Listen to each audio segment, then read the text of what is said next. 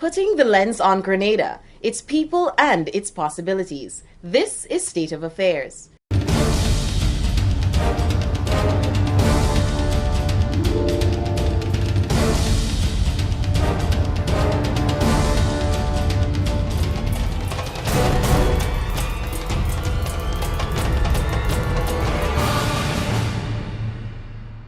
Reporting this week, I am Tahira Natalie Carter.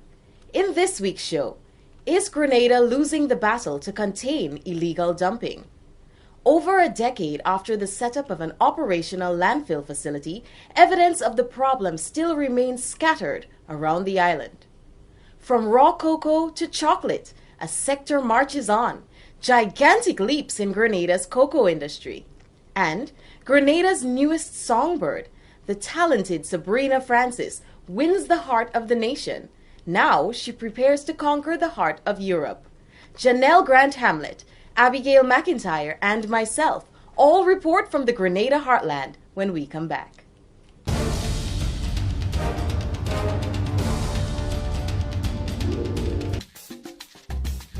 There is still a place where untouched beauty meets soothing experiences and a warm people.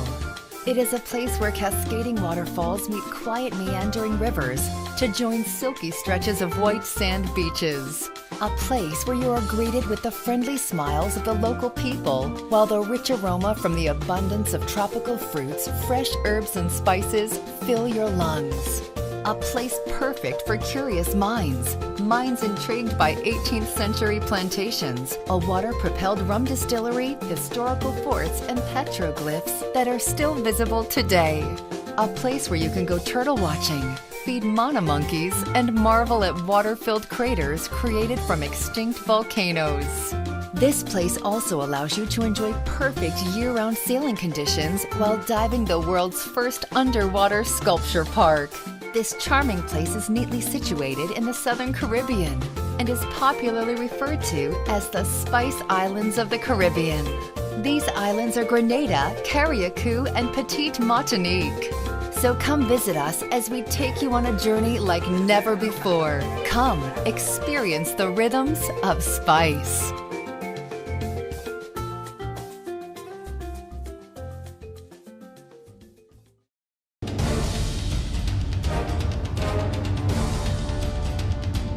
Welcome back. Have you ever stopped to wonder about the waste you generate at home and where it all ends up? If your answer is the National Landfill at Perseverance, you may be partly right. The next part of your answer to that question is illegal dump sites around the island. Health officials say there are now 19 illegal dump sites on the island, and this is blowing up into a national catastrophe. Already, persons are being affected. Janelle Grant-Hamlet explains.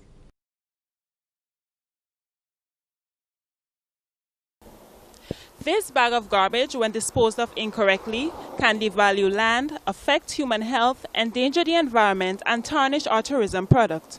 Around the island, many bags like these are thrown into our waterways, thrown over precipices, are left on abandoned pieces of land, or are just placed just about anywhere besides a proper waste receptacle. This week, State of Affairs takes a closer look at the out-of-sight, out-of-mind practice of illegal dumping. Out of the thousands of tons of waste generated on the island on an annual basis, only about 35,000 tons make it to the Perseverance landfill. The other unaccounted numbers may be scattered in indiscriminate dump sites around the island. Illegal dumping, indiscriminate waste disposal, or clandestine dumping are all terms that describe one thing: the disposal of household, commercial, and industrial waste in areas other than the island's authorized landfill. Dumping on riversides, over precipices, and abandoned pieces of land is a practice that existed long before an operational landfill facility came into existence. However, almost 14 years after its establishment, the problem persists. Well, this is a major problem, environmental health problem throughout the island. It creates a serious health risk throughout the island. According to authorities, there are currently 19 illegal dump sites across the island, and this is a cause for great concern. While the practice may seem convenient to those doing it, what most fail to realize are the grave implications of this seemingly simple act. Culprits dump their waste and walk away, but the persons left to suffer are those who live near the sites. Take for example Shamona Jack, a mother of 4 who knows intimately the side effects of living near a litter hotspot. At nights we have a lot of mosquitoes, and during the daytime we have a lot of flies, centipede crawling, and all that sorts of stuff. Beside vector infestation, we quickly found out the host of other adverse effects related to illegal dumping. There are concerns as to the health implications, its effect on our economy in terms of the environment, the cost for cleaning up, its impact on our health in terms of disease-causing conditions. When people illegally dispose, of course they will dispose containers which would eventually collect water. And the chikungunya virus is spread by the Aedes aegypti mosquito, and mosquito they breed in water. So once this container collects water, then the mosquito would breed there, and of course the virus would come back to us. So if we dispose illegally, then we're putting ourselves at risk. Well, illegal dumping is one of the most serious problems confronting the forestry department. We have waste of all sorts, domestic, industrial, commercial, being deposited in various forest reserves in the mangrove protected areas. Now, waste can have devastating effects. It can affect the natural processes on land and in the water systems.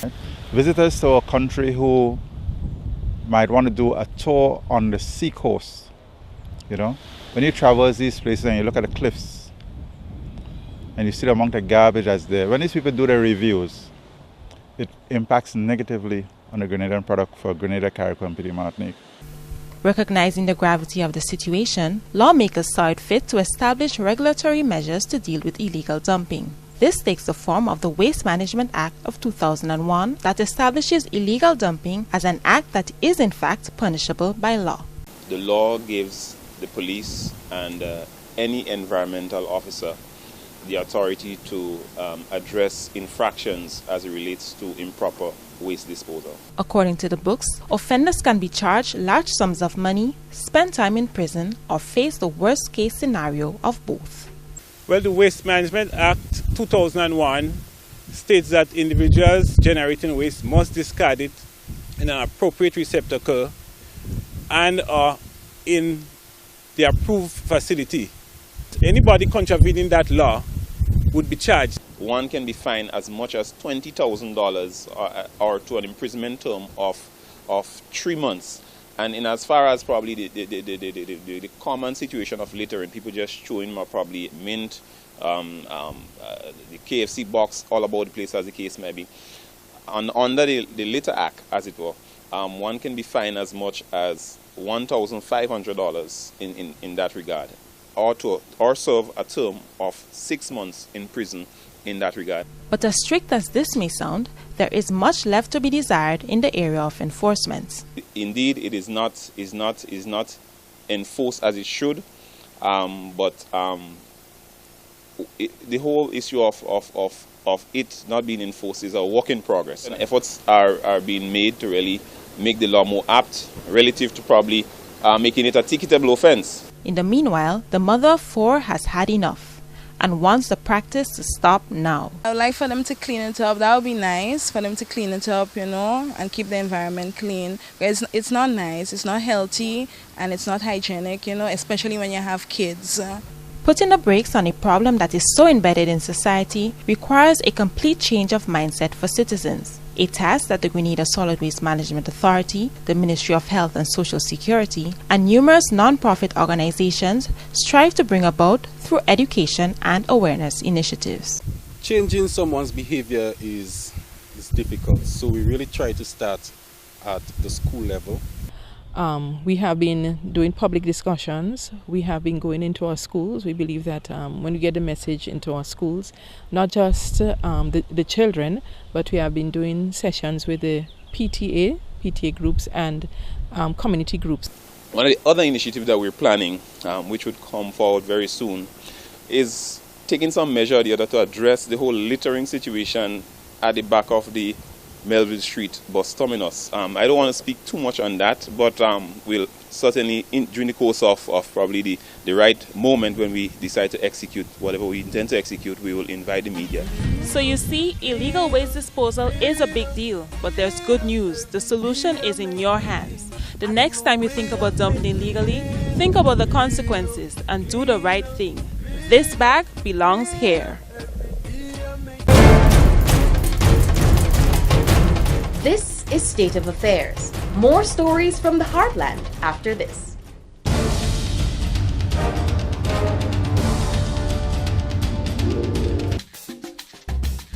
There is still a place where untouched beauty meets soothing experiences and a warm people. It is a place where cascading waterfalls meet quiet meandering rivers to join silky stretches of white sand beaches. A place where you are greeted with the friendly smiles of the local people, while the rich aroma from the abundance of tropical fruits, fresh herbs and spices fill your lungs. A place perfect for curious minds, minds intrigued by 18th century plantations, a water-propelled rum distillery, historical forts and petroglyphs that are still visible today. A place where you can go turtle watching, feed mana monkeys, and marvel at water-filled craters created from extinct volcanoes.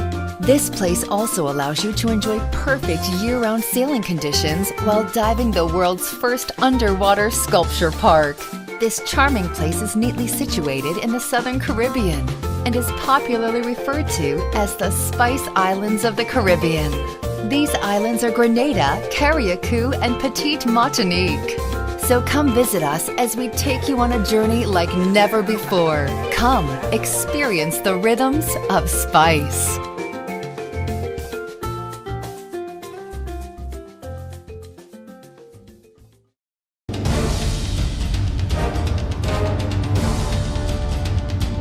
For years, Grenada's raw cocoa has been shipped to places around the world to be manufactured into chocolate.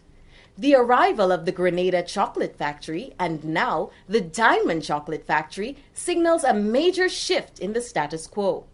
More chocolate is being manufactured in Grenada from this country's rich cocoa. The industry has seen gigantic improvement in recent years, and industry officials are predicting higher prices for the product on the market. Abigail McIntyre went into the field and reports on a changing landscape in Grenada's cocoa industry.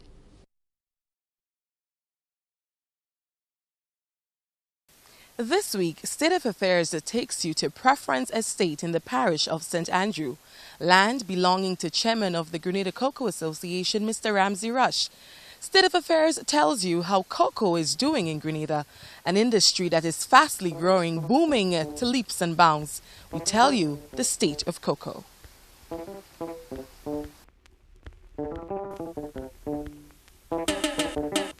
Rain shower on the judgment day. The deal offers what they never say. Get yourself covered. Before Hurricane Ivan, we were shipping 1.5 million pounds of cocoa. Right before Ivan. After Ivan, we shipped 100,000 pounds of cocoa. Show you how deep it sank. Per year after Ivan. From the shout, someone just drop out. Be wise and tread on to Zion way. Today, we are shipping 2 million pounds. Shipping 2 million pounds.